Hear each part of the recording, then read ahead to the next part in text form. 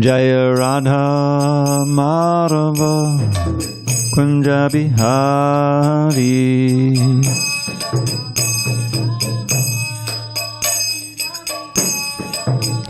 Jaya Radha Madhava Kunja Bihari.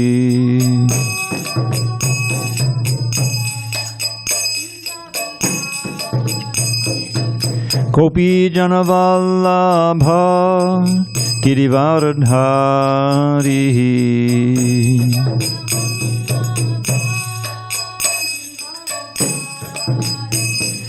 Gopi Janavallabha Girivardhari.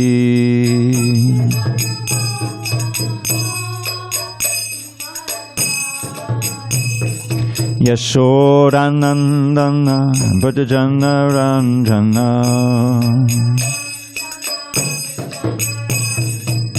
Yashodanandana Brajajana Ranjana. Yamuna Tira Vanachari. Yamuna Tira Vanachari.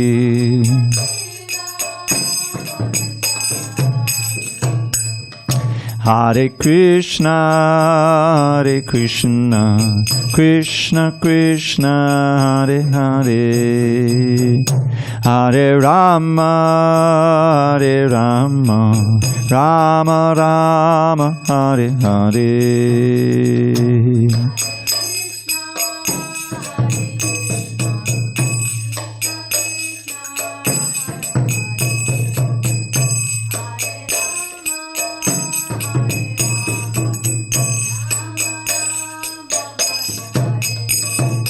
Hare Krishna, Hare Krishna, Krishna Krishna, Hare Hare, Hare Rama, Hare Rama, Rama Rama, Hare Hare.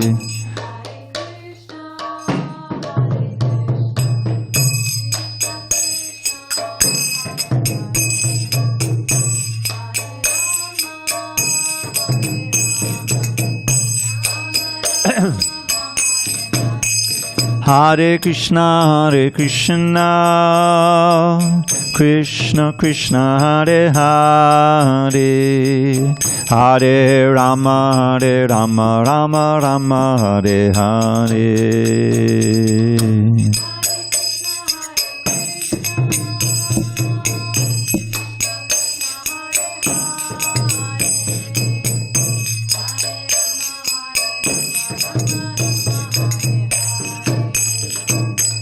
Hare Krishna, Hare Krishna, Krishna Krishna, Hare Hare, Hare Rama, Hare Rama, Rama Rama, Hare Hare.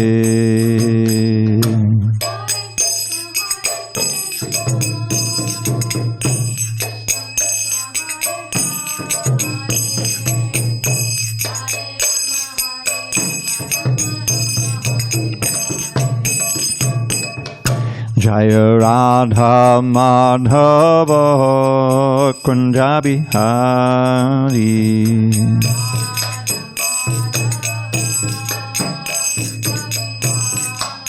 Jaya Radha Madhava Kunja Bihari.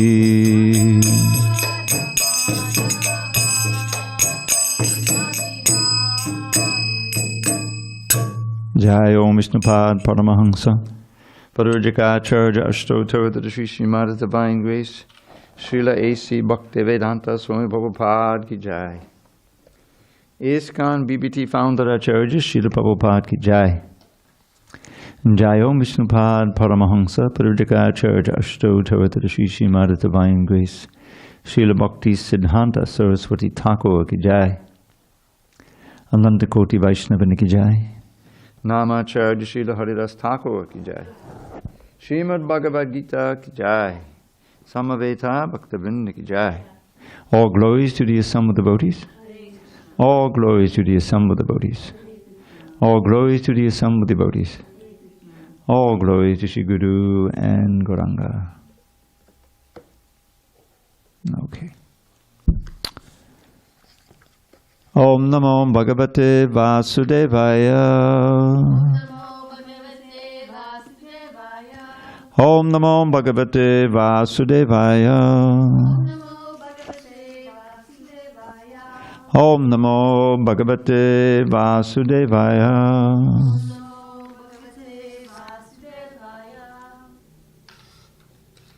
On this 25th day of April 2023 in San Diego, we're reading from Srimad Bhagavad Gita as it is. Translation and commentary by His Divine Grace A.C. Bhaktivedanta Swami Prabhupada. And we are in chapter 15 entitled The Yoga of the Supreme Person. Text number 16 on page 609. No, I decided not to.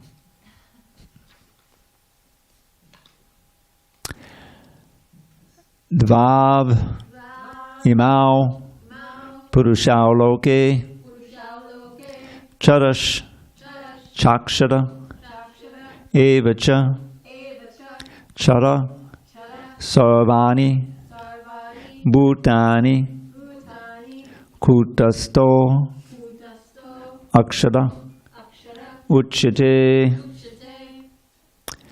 dvav imau purushao loke Charaschakshara evacha Charaksarvani bhutani Kutastho chara uchyate Dvavimau purusha loke Charaschakshara evacha Charaksarvani bhutani Kutastho chara uchyate Dvavimau purusha loke Charaschakshara evacha Charaksarvani bhutani Kutastho chara uchyate.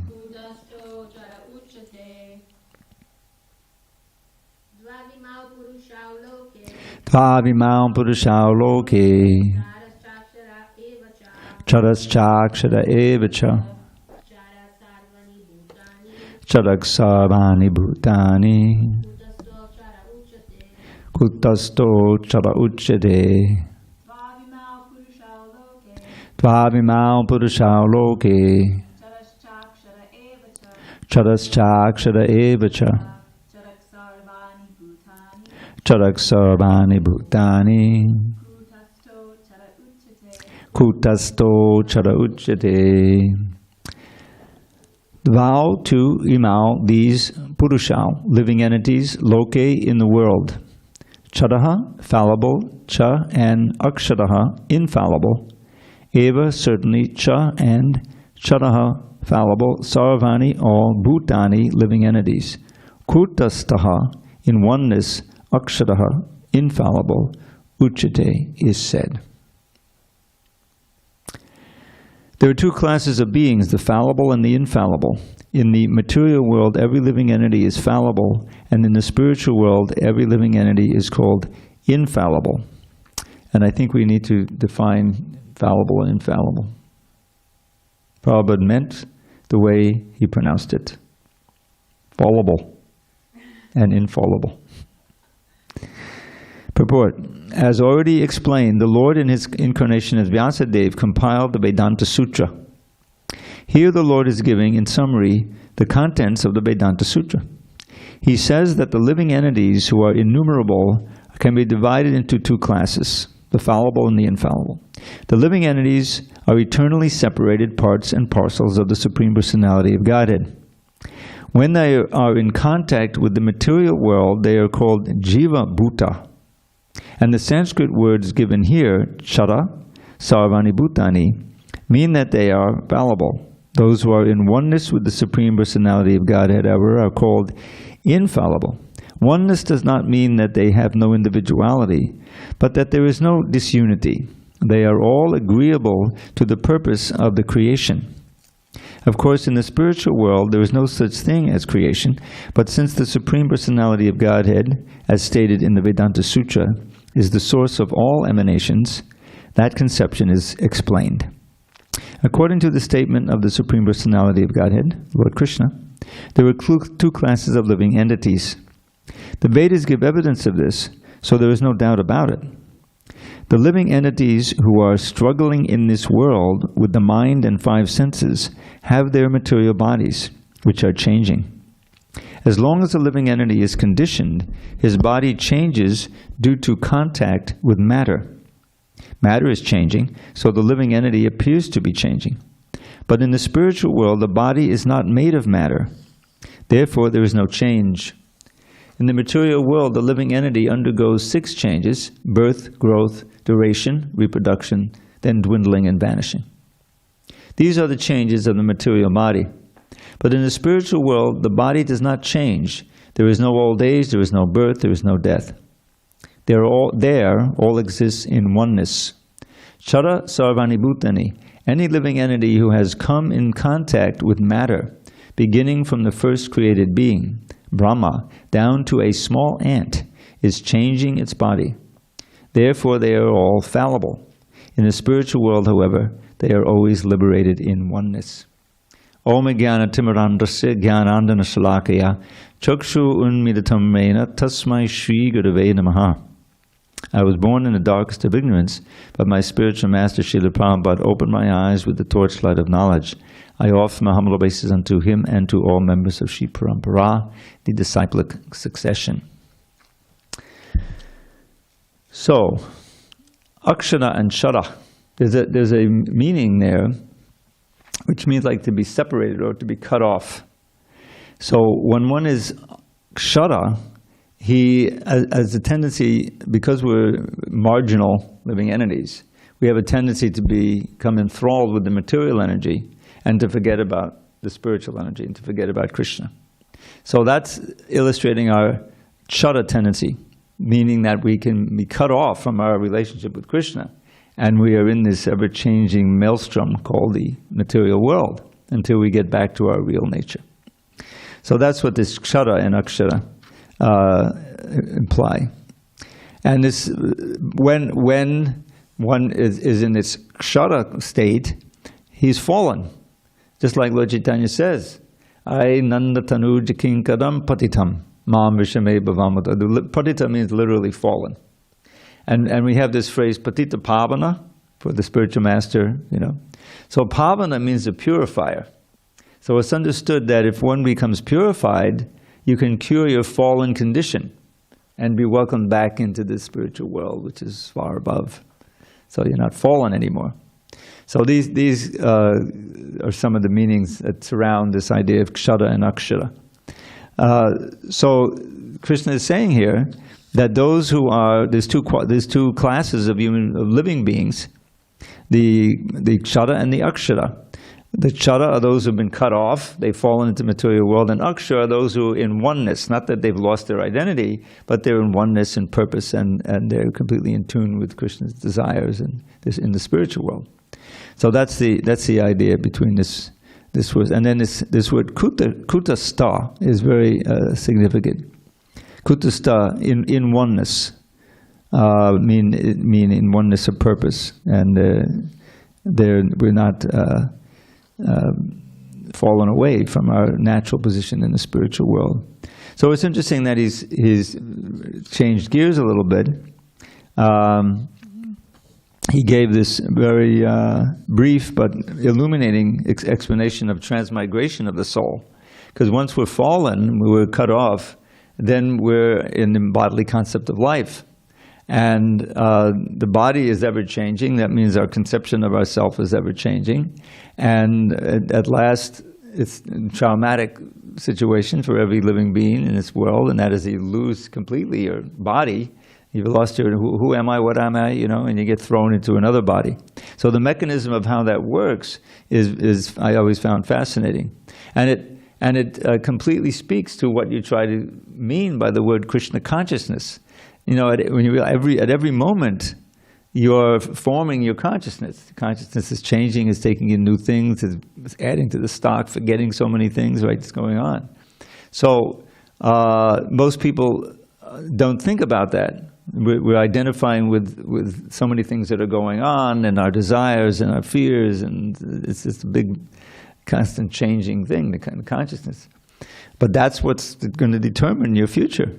And if you can have a method by which you can cultivate the consciousness to get the best possible future, which is return to this state of akshara, of being reunited with God, that's what we should take. That's the path we should take. And so that the idea that we have agency, we're not just like leaves blowing in the wind here due to fate. Well, I happen to be born here, so this is it. And I happen to have these genes, and so I have this, and so forth. That's it. Well, there's so much been given to me. I drew the short straw. Yes, we have certain things that we can do, but in the end, it's all defeated because we're going to die. So that's life. That's the way life is. So it's a very defeatist philosophy. But Krishna consciousness there's hope. You can do certain things, and it's not beyond your ability. That's what Lord Chaitanya's whole movement is. Just chant. You don't even need any beads. You just sit at home and clap. Hare Krishna, Hare Krishna. It doesn't require. No, there's no hard and fast rules. Anyone, anytime, any place, from any background can chant Hare Krishna and make tremendous advancement. Means it has a deep effect on your consciousness. And if you're fortunate enough to come in contact with a society or a group of people who can support your efforts, who can encourage you, who can teach, and you can become part, then we should take wholeheartedly to it. I was just contemplating that verse that I forgot last night, and other verses that appeared twice. Welcome, Hare Krishna. Darshan at 8:15. You're welcome to attend class if you like. I can sit? Please sit. Yes, and we're on page 609, text 16 of chapter 15. So the verse I forgot is this one. Hare Krishna. Welcome. So it's arte ibidyamane pi sangsrutir nanavartate Dhyayado Vishayanasya Swapte Nartagamo Yata. That's the verse. And it appears 5 times with slight variation in the Bhagavatam. So it's a very important verse. And the other one that I was thinking of, that also appears several times in the Bhagavatam, which means it's important, really. Tulayama lavenapi naswargam napunar bhavam bhagavat sangi sangasya martyanam kamutashishaha. Which means, tuliyama means equal, something that's of equal weight or of equal value. What this verse says that even a lava, half a second of association with a Bhagavat Sangi. A Bhagavat Sangi is someone who's associating with the Lord on this plane. In other words, a realized soul. So the association with the Bhagavat Sangi is called Bhagavat Sangi Sangha. Association with a Sangi. Sangi is a noun, a person. So that association cannot be compared. Let's put it this way. He does various things that don't compare to it. Naswargam napunar bhavam. Svarga is life in the heavenly planets. Nandana gardens, you live millions of years, whatever, Materially, that's the ideal. And then, even beyond that is liberation. Na apunar bhavam. Not coming back again. Napunar bhavam.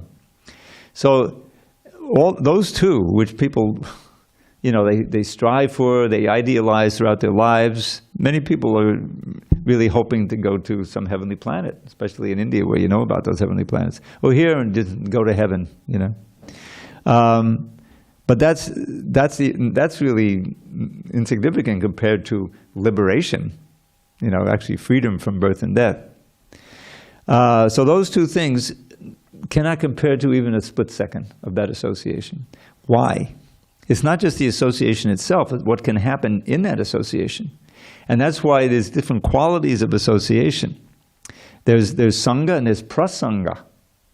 Prasanga can have different meanings, because Sangha has different meanings. And Sangha often means attachment, right? Dhyayato vishayan pungsa sangasteshu bhajayate sangat sanjayate kama. So what we meditate on, if it's something pleasing to our senses, we become attached to it. What is advertising? Multi-billion dollars. To try to give you an image or an experience, even in a few seconds, of something that'll attract your mind, and then even subconsciously that'll be planted, the desire, and then the next time you need that thing, whatever it is, maybe it's beer, maybe it's a car, you'll think, I think I'll get that brand. You don't even know why, but it's been planted in your, it's scientific. So that's right in the Bhagavad Gita. Dhyayato vishayan pungsa sangasteshu bhajayate. If they can have you contemplate it, then that will create a sangha, an attachment. And if you cultivate the attachment, that'll become kama. Kama just doesn't mean sex passion. It means any strong desire. And then that, in turn, when it's frustrated, as it must be, you turn into anger. And if you can't express your anger, you turn it inward, and it turns to depression, and then you go buy an AR-15. That's what happens these days. So this is what's going on. People are getting tangled up. So that's one kind of prasanga, very strong attachment. But another kind, because a sangha also means, obviously, association. Otherwise, you wouldn't have the word satsang. Association with saints. So prasanga means very meaningful association. Prabhupada met so many people, extremely rare personality, pure devotee of the Lord, who was reaching out, going all over the world, willing to teach and to give himself and to write the books. But many people associated, but they didn't really allow themselves to get the benefit of it much, like these reporters who wanted to know, well, what are you doing here in the UK? That was a good question. He said, I've come to teach. They said, what did you come to teach? I've come to teach what you've forgotten. The famous line, God consciousness. But to really value that association, to understand this is a great opportunity, and mostly it means to hear, to be receptive to the message, to not try to block with preconceptions and look for a way to defeat and all this, but really to be submissive, all reception, Prabhupada's famous phrase, ardent hearing. That's prasanga. So here he's saying, Bhagavat Sangi Sangasya. So the association with an associate of the Lord, someone who's associated with Krishna at every moment, internally and externally in every way, that's invaluable because it can plant the seed in your heart of interest in Krishna consciousness. And then if you pursue that seed, this is the famous Bhakti Lata Bija. The Bhakti Lata is like a creeper of desire, a creeper of desire to serve Krishna. Now, the problem is that our hearts now are full of all kinds of weeds, a big forest in there of other kinds of desires, material desires, fears, grudges that we've held since, 6th grade. And it's a forest in there. So we have to carefully tend that garden, of the creeper of devotion, by withdrawing from all those things that help us to forget Krishna, and becoming associated with and attracted to those things which help us remember Krishna. And that's the sadhana. That's the sadhana practice of bhakti. That's the whole subject in and of itself. So here Krishna is talking about these two categories. Basically he's talking about those who are in the spiritual world and those who are in the material world, who have separated themselves, cut off from Krishna, and fallen. That's because they're fallible. And we've fallen into this world, and we don't have association. We're in a confusion. And the other verse is pertinent to this because that describes our situation here. And what this other verse is, arte yavidyamane pi sangsruti nanavartate. That samsruti is samsara, birth, death, old age, and disease, is actually of the nature of a dream. It's a dream because it's constantly changing. Sat and asat. Sat is real. Sat is eternal. Sat is spirit. You see? Asat is all this changing material energy, constant change. And we're in the world of change. It's called the Bhava Sagara. It's an ocean of change. Bhava means change. And it's commonly synonymized with birth, old age, disease, and death. Those are the main changes we're going through. and nobody can get away from it. So all our plans of, happiness and peace in this world, it's like a dream. We can live in the dream for a little while, but then you wake up. It ends. And the dream of having some kind of safety and permanent happiness here, it's impossible. And then we begin another chapter in the dream, based on the ideas we've cultivated, the karma we've done, that also takes into account. And then the higher powers decide exactly what body is. Prabhupada said, by the time you die, the next body is already waiting for you. Your destiny is already planned out. There's a higher intelligence. The super soul is there, and all the demigods. So that process we want to try to end, because that's like a sentence in a prison. We're in a prison house. That's what Durga means. Durga means prison. It means Durga, you can't go. That's what it means. So we want to go. We want to go back home, back to Godhead. And Krishna gives us so many verses here in Bhagavad Gita, what to speak of otherwise. Daivi esha gunamahi mama maya duratya ma mebeye papadninte maya metang tadantite. This divine energy of mine, known as Maya, it's my Maya, therefore it's divine, and it's impossible to overcome on your own. He calls it duratya. That's kind of an understatement. Duratya literally translates as difficult to overcome. But in English, when you say something's difficult, it means you can do it if you try. It's difficult to get into Harvard, but if you study, you can do it. You can do it. You can't get across beyond material life on your own. But if you surrender to me, Krishna says, you'll easily cross beyond it. What does that surrender mean? It means that you've aligned your desires to be completely in tune with Krishna's desires. That's what surrender means. And that's what Arjuna does at the end of this book. Right? At first he will not fight. Krishna wants him to fight. No, I can't fight because all my beloved gurus on the other side, I have so many friends, relatives. It's just, suppose I win the kingdom. It'll be soaked with the blood of the people I love. Who wants that kingdom? I'm going off to the forest. But they knew that was wrong, so he's paralyzed. He sits down, he drops his bow, he's trembling. Prabhupada said it doesn't say so, but we can visualize the tears are coming. And he doesn't know what to do. And then he has this critical verse. And what's the verse? Karpanya dosho pahata swabhava prachami tvam dharma sambuddha chetak shishis yakshe yaksyam nishtitam bruhitam me shishasteham sharimam tvam papannam. Key word is papannam at the end. I surrender to you. He wasn't surrendering, he was arguing with Krishna. But now he accepts him as a guru. Due to my miserly nature, you recognize that this is not proper for a Kshatriya to go through all this. So you go, karpanya dosho, the fault of miserliness, upata swabhava, my swabhava, my nature as a Kshatriya, as an exalted Kshatriya, has been taken away from me. Karpanya upata swabhava, I've lost my nature, which means I'm just helpless here. So he says, Sarpanya doho pachami tvam dharma samudha cheta. So I'm approaching you to question you because I'm bewildered about what's the right thing to do. This is a major concern in the Vedic culture, and it should be a major concern in our culture, our own life's culture. What is the proper thing to do according to dharma? What's really, Otherwise, I'm in the realm of adharma, and I'm sure to suffer. So I don't know. So therefore, I'm asking you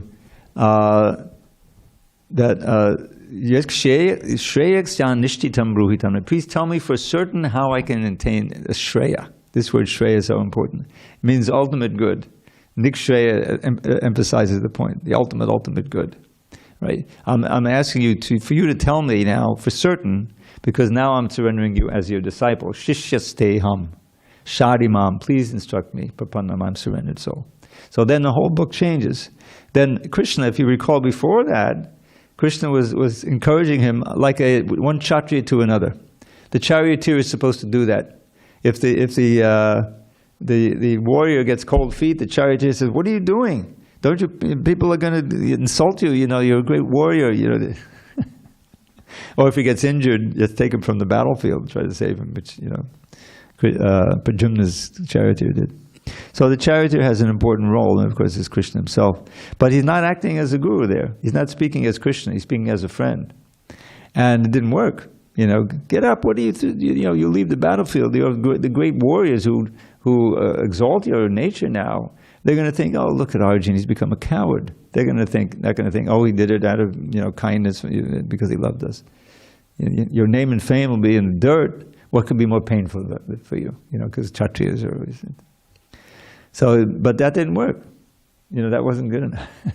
Arjun, he couldn't imagine, there's Dronacharya and Bhishma Dev who raised us as children, and I'm going to kill them, and I'm going to be responsible for it. And then he says, one of the most amazing things he says in that second chapter, beginning of the second chapter, is that I can't imagine living without the Dhritarashtrans. That's the sons of Dhritarashtra. Wait a minute. They conspired in so many ways to murder you and your brothers, and now you feel that way about him? That shows his real Vaishnav heart, He's not holding a grudge. Because they were relatives, So that's the turn. And then Krishna starts speaking the Bhagavad Gita. And the first thing he does, as the Guru often does, he chastises his disciple. Ashochanam ashochatram pragyavarang sabhastas. Hey, gatasum gatasum shananu shoshanti pandita. You're lamenting for what's not worthy of grief, the material body. You're speaking words, quoting the Vedas and everything like some pundit, but no pundit would be on that platform, So he's chastising him as a guru does to his disciple. So Arjun, he takes it, And then it's all about dehinosminyata dehe. The soul is different from the body. The soul is eternal. Nobody's going to die on this battlefield, and yet all the bodies are going to die. It's quite amazing. And so he goes on there with the 20 verses, essential lesson on the soul. Qualities of the soul. The soul itself cannot be cut. It cannot be moistened. It cannot be dried up. Cannot be burned. All of these things in the body is subject to. The body is very destructible, very fragile. So anyway, Krishna is setting up this categories here: the fallen and the not fallen, the fallible and the infallible. Krishna is Achyuta, which literally means cannot fall. He cannot fall in the sway of Maya, but we're very much Achyuta, and we've fallen and under the sway of Maya. But if we surrender to Krishna, then he can tell Maya to let us go, because she's his servant ultimately. She has the thankless task of the jailkeeper, and she provides the three modes of nature and all of the things that bewilder us. But she'll also let us go if Krishna says, no, this is, he's sincere. And the way you can feel that's being let go is that if you're doing bhakti properly, you're becoming more attracted to Krishna, because Krishna is all attractive. And proportionally, you're becoming, I wouldn't say distracted, that's not right, detached from Maya and all her wiles, It's amazing that it just doesn't attract you. And it's such a relief, because you can see people struggling to try to fulfill their desires, and the hopes are dashed, and then you get these huge, problems. I mean, the Daivi, the Adidaiva miseries are like taking precedence now. Now it's getting warmer, that's nice, but remember all that rain? In the mountains, it's snow. And there's a huge snowpack on these mountains just east of us. And that's starting to melt. And they're all bracing for flooding. Big flooding going to happen, you see. So, from drought, now it's a flood, and extremes in temperature, and then in Northern California every year, the forests are burning, and you can't breathe because the air is polluted, and, from the smoke. So let's move to Texas. From out of the frying pan into the fire, you can't solve the problem.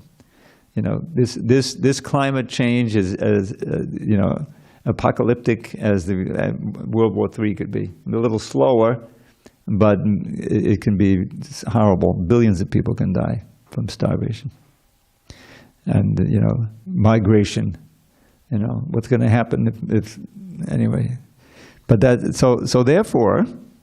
Let's get Krishna conscious. Let's be serious. Our time is limited, but we have command. We can chant Hare Krishna. We become Krishna conscious, and we can return back to the lotus feet of Krishna for eternity, and we can truly have peace and the greatest happiness, ever increasing bliss. Okay, I went a little far afield, but I think we dealt with the chara and the akshara there. If there's any questions, we can answer them. Try to answer them. All right, now he's going to speak about the Paramatma.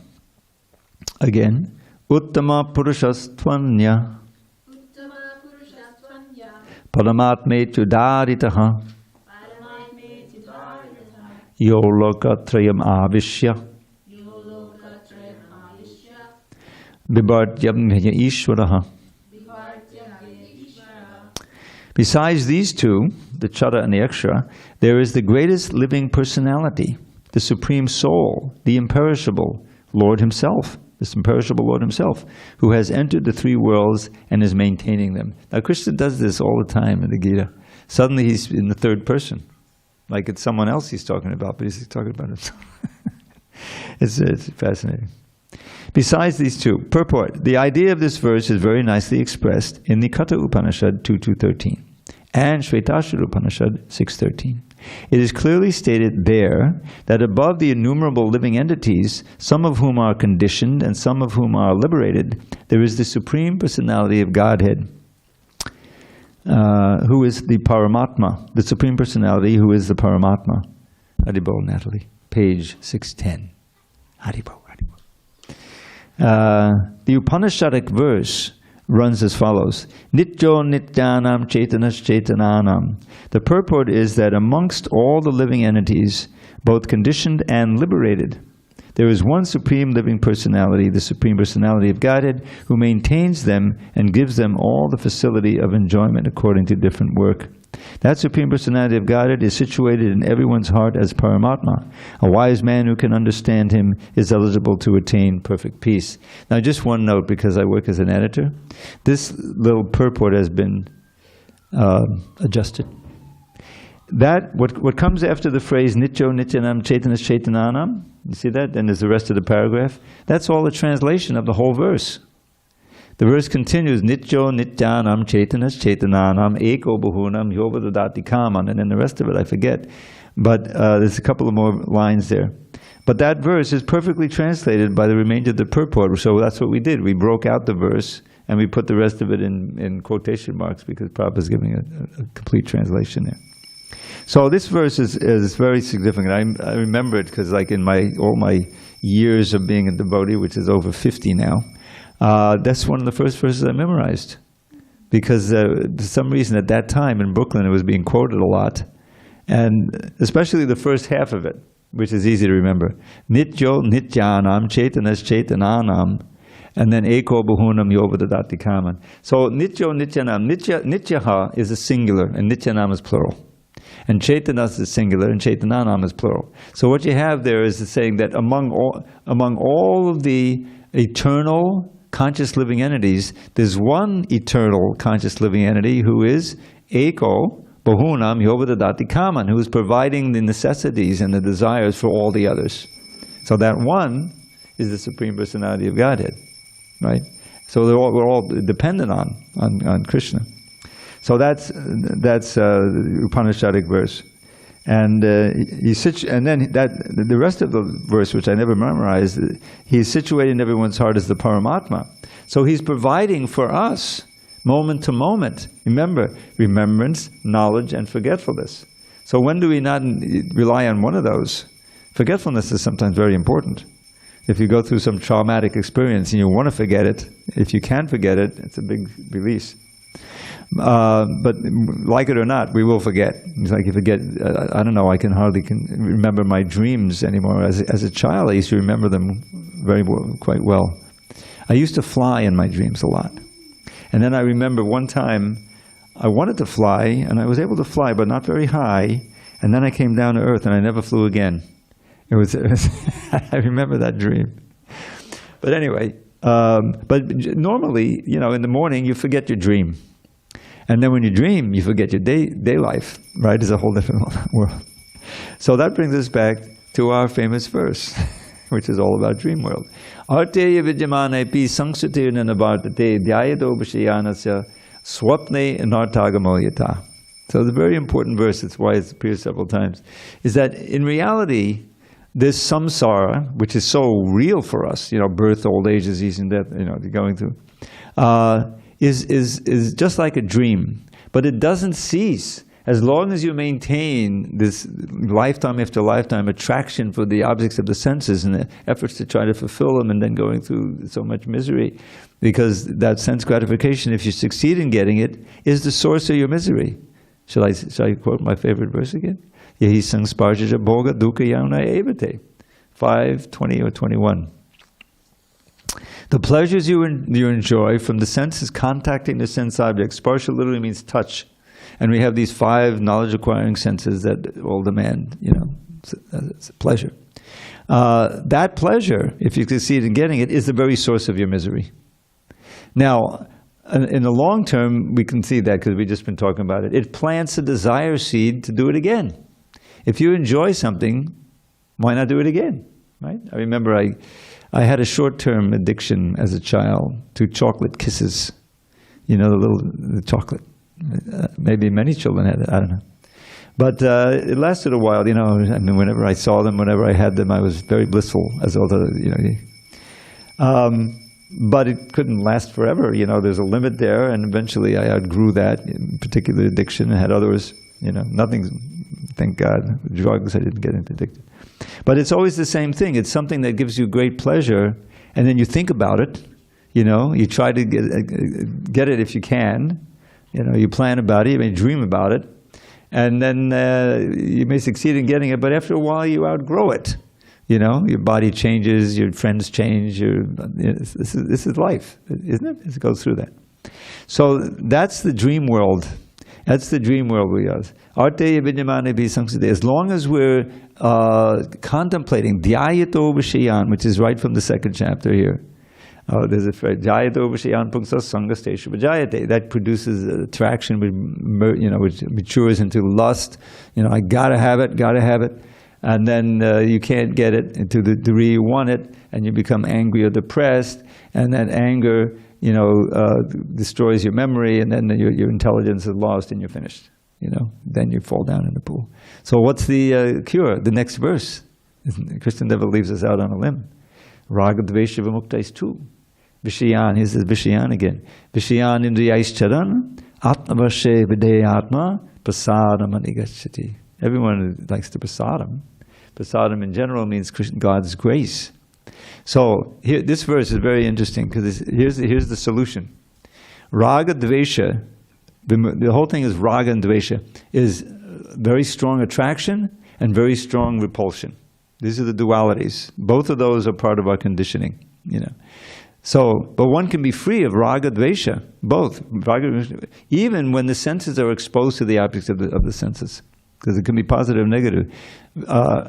Raga dvesha muktaistu vishayan indriyaischaran. Even when the senses are moving and perceiving the vishayan, the objects of the senses. But you can be free of raga and dvesha. How? Atmavasha, by attaining self-control, and here's the key phrase, vidhe atma. Vidhi means the instructions of the Shastra. In fact, Vidhi is the name for Brahma because he's a wealth of Vedic knowledge. He's the source of it. It was revealed in the heart. So, Atma Varshe Videyatma. You can be self-controlled even when the senses are exposed to the objects of the senses if you follow the regulative principles of freedom. Prabhupada is a moral phrase. Because normally regulative principles, seems to curb your freedom. But no. These principles of self-control and withdrawing from the objects of the senses and put your mind on Krishna, that's the vidhi. Will liberate you. Will liberate you from the thrall of the objects of the senses, of the attraction that the senses. You won't be attracted because your senses are full of attraction for the all-attractive Lord. That's what happens. The word sublimate, I think we should revive. It's been given the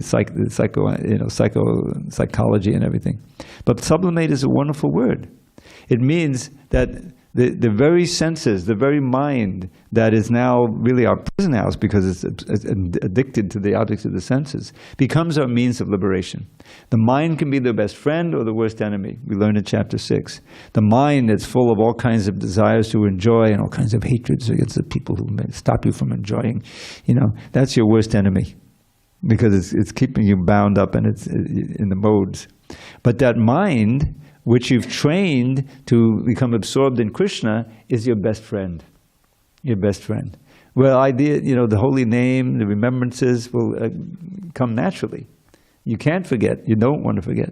And that's why it is said that the whole process of bhakti can be boiled down to one verse.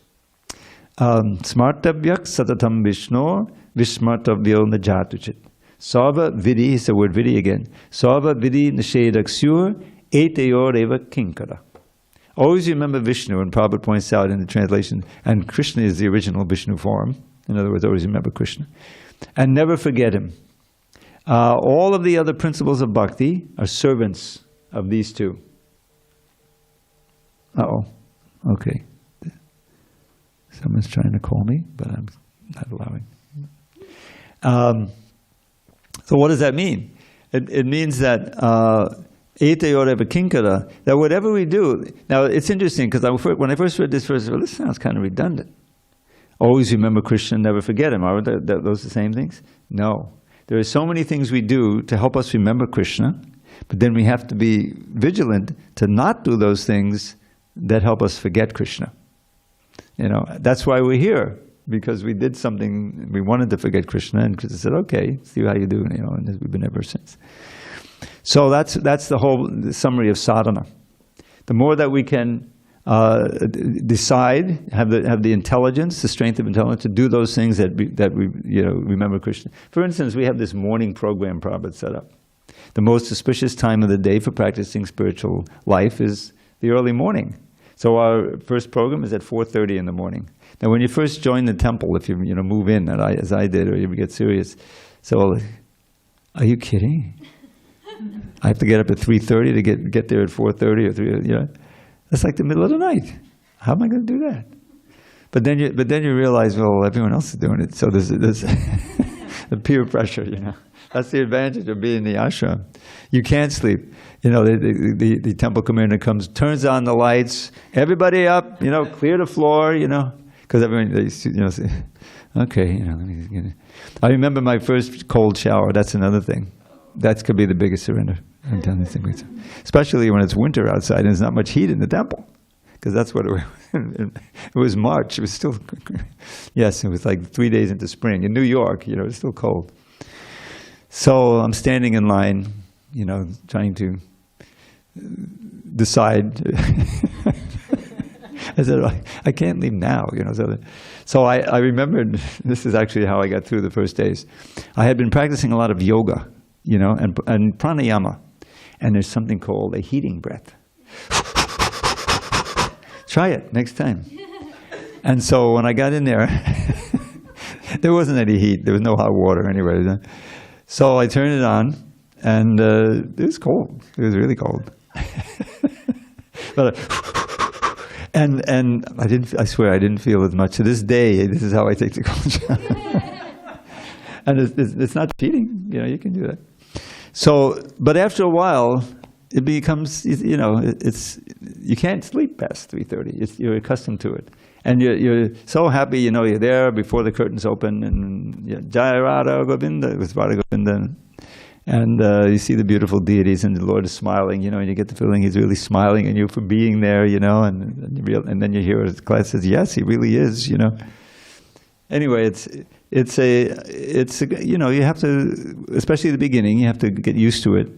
But then the benefits are so, you're separate from the allurements, first of all. That's one thing. But then even when, you're out on Harinam, and there's all kinds of attractions out there, but you're not attracted. You're absorbing in chanting Hare Krishna.